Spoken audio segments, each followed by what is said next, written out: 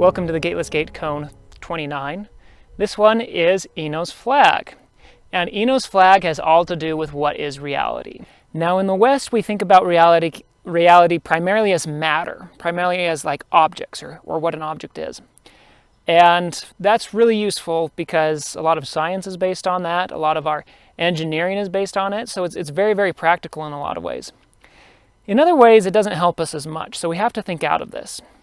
And you know, if you get back even to, in the Western tradition, Descartes, a very scientific type philosopher, he said, well, you know, what is reality? I'm not going to make a guess on that, besides I know that, you know, I think, therefore I am. So something inside me is real. You go back even farther and you find other cultures who look at it differently, and even back all the way to the Egyptians who said, well, yes, we do know, we have certain things that we know, but there's many things that we don't know, and we've got words and names and recognize those just as much as what we know.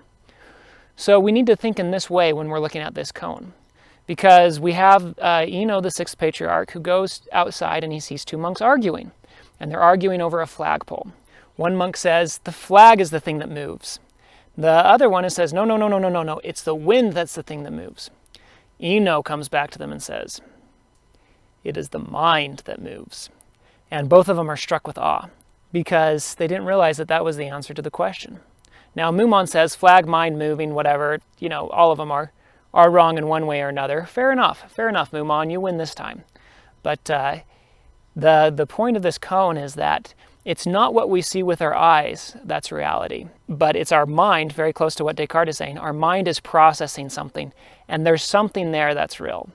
So a little philosophical, but it helps us.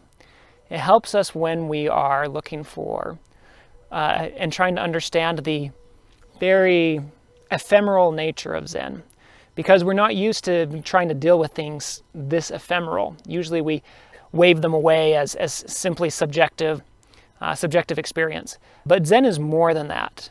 And so the lesson we can learn from that is that when we start falling into this metal mind, where we start looking more of the objective side of Zen and trying to put it together that way, that remember it's your mind that moves. That is the prime factor in this thing.